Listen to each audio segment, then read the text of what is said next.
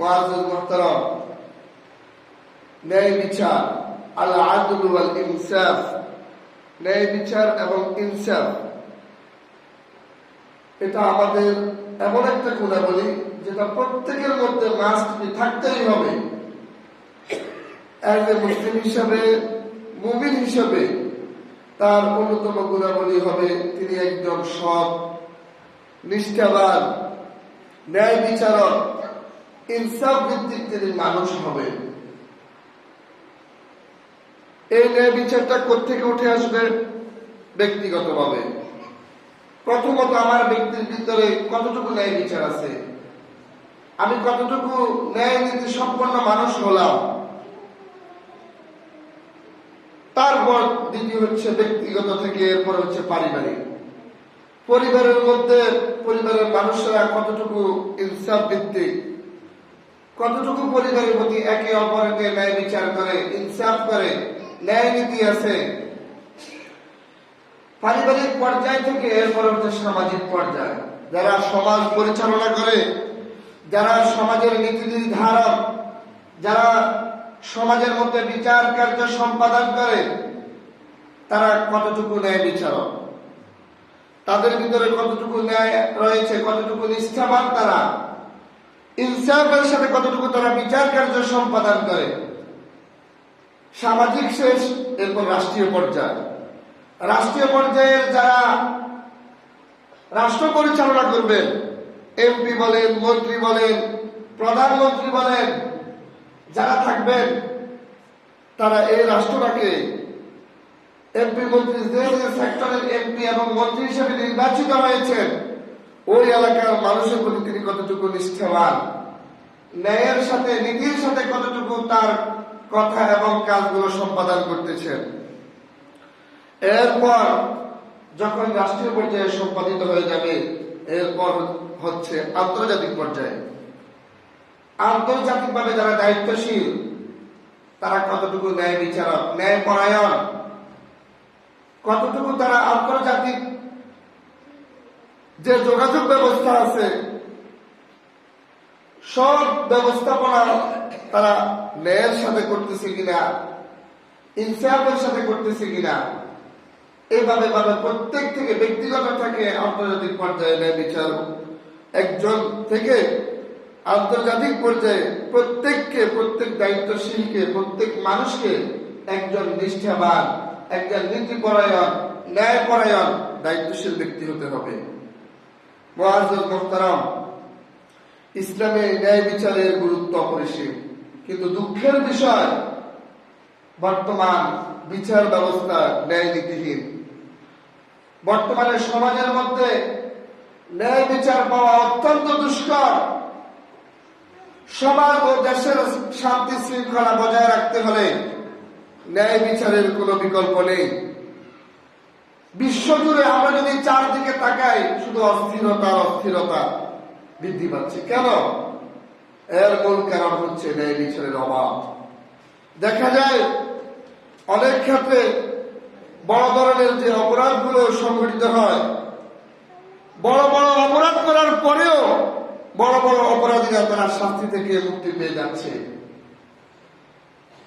তাদের যথাযথ যে শাস্তি হওয়ার দরকার, সে শাস্তি তাদের হচ্ছে না, যার কারণে ভবিষ্যতের দিকে, সামনের দিকে কোন ধরনের অপরাধ করতে ওই অপরাধী ব্যক্তি আর দ্বিধাবোধ করে না, ভয় পায় না, সাহস বেড়ে যায়।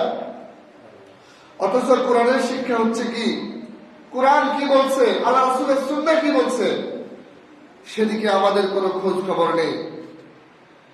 কোরআনের শিক্ষা হচ্ছে ন্যায় বিচার প্রতিষ্ঠা করতে গিয়ে আমার রায়, সেটা যদি আমার পিতামাতার বিরুদ্ধেও চলে যায়, সাক্ষ্য দিতে হয়, সেটা আমাকে দিতে হবে। আজ যারা সমাজ ও দেশের মধ্যে নানান অপকর্মের মধ্যে জড়িত, তারা কোনো না কোনো একটা পরিবারের সদস্য, হয়তো আমার পরিবারের সদস্য, না হলে আপনার পরিবারের সদস্য। যে কোনো একটা পরিবারের সাথে তাদের কানেকশন আছে, কমিউনিকেশন আছে। অপরাধ পরিবার যদি শাস্তি সম্পর্কে শাস্তি দেওয়ার ক্ষেত্রে তারা যদি সোচ্চার থাকতো, সজাগ থাকতো, তাহলে এই সমাজের অপরাধ ধীরে ধীরে আরো অনেক বেশি কমে যেত। কথা বলেন ঠিক কিনা? মানুষের যেমন মৌলিক কতগুলো অধিকার রয়েছে বেঁচে থাকার জন্য, খাদ্য, বস্ত্র, বাসস্থান, চিকিৎসা, শিক্ষা, তেমনি ন্যায় বিচার পাওয়া প্রত্যেকটা মানুষের এক একটা মৌলিক অধিকার। সমাজের মধ্যে বসবাস করি, রাষ্ট্রের মধ্যে আমি বসবাস করি, ন্যায় বিচার পাওয়ার আমার অত্যন্ত অধিকার রয়েছে, সবচেয়ে বড় অধিকার।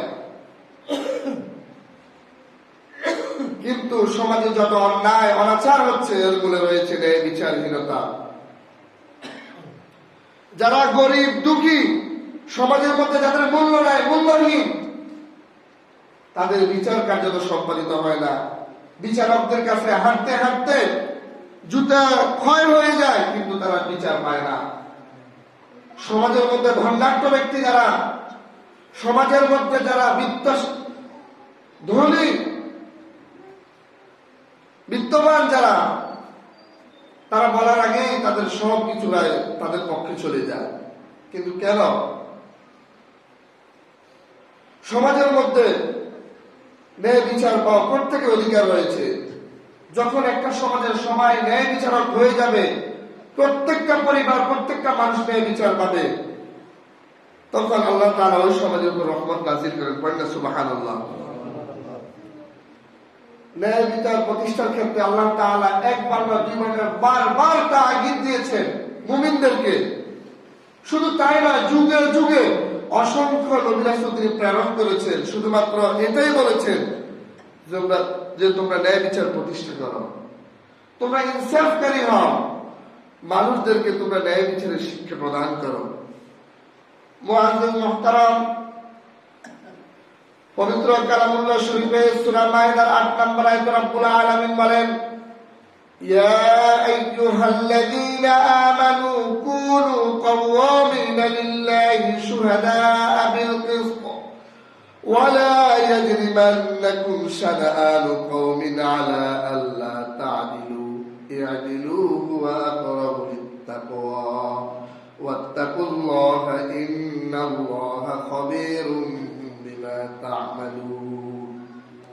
রব্বুল আলামিন বলেন, হে আমার ঈমানদার বান্দাগণ, কুনু কাওয়ামিনা লিল্লাহি শুহাদা'a বিল কিসত, তোমরা আল্লাহ তাআলার জন্য ন্যায়ের সাথে সাক্ষ্যদানকারী হিসাবে সদা দণ্ডায়মান হয়ে যাও।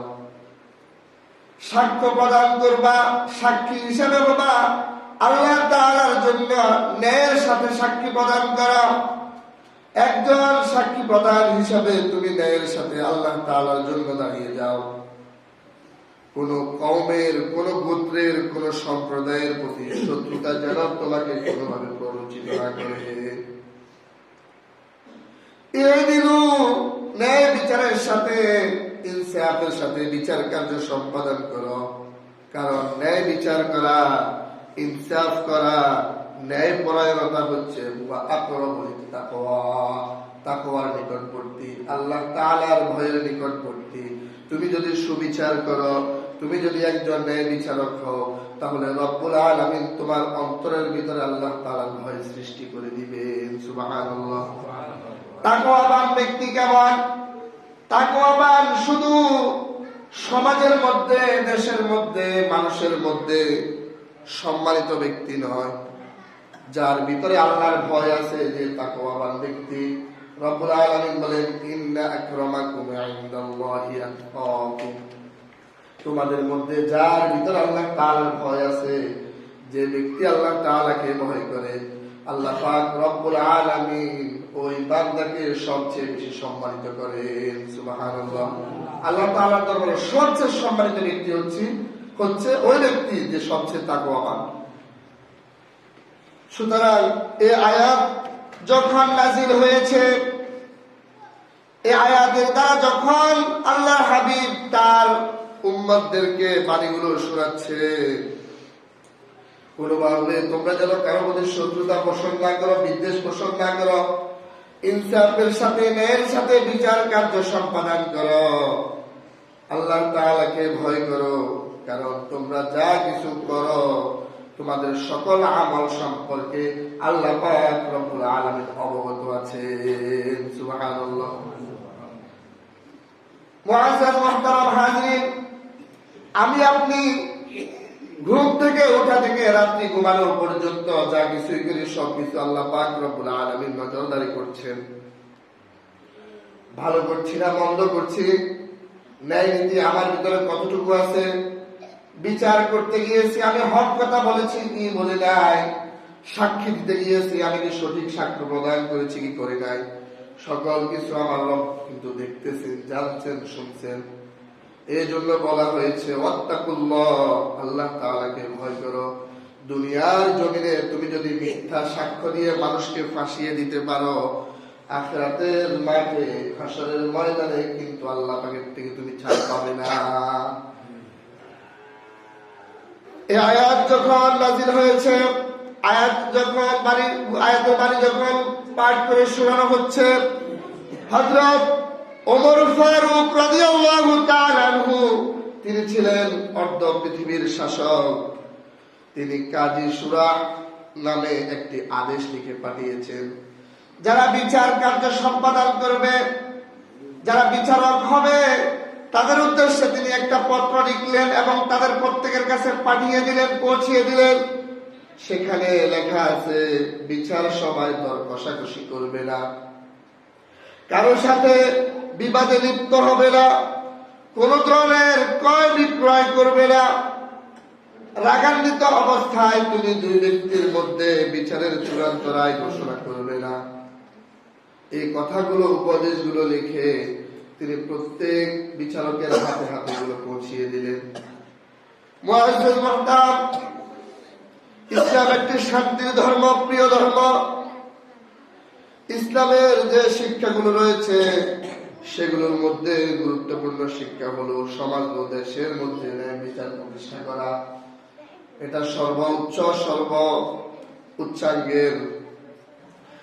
আল্লাহ পাক রব্বুল আলামিন আদম আলাইহিস সালাম থেকে আল্লাহর হাবিব হযরত মুহাম্মদ মুস্তাফা সাল্লাল্লাহু আলাইহি ওয়াসাল্লাম পর্যন্ত যতগুলো নবী রাসূল পাঠিয়েছেন, যতজন নবী আগমন ঘটেছে, সবাইকে যে বিশেষ যে সব দায়িত্ব প্রদান করেছেন, তার মধ্যে প্রধান দায়িত্ব দিয়েছেন সমাজের মধ্যে, রাষ্ট্রের মধ্যে, সম্প্রদায়ের মধ্যে ন্যায় বিচার প্রতিষ্ঠা করা।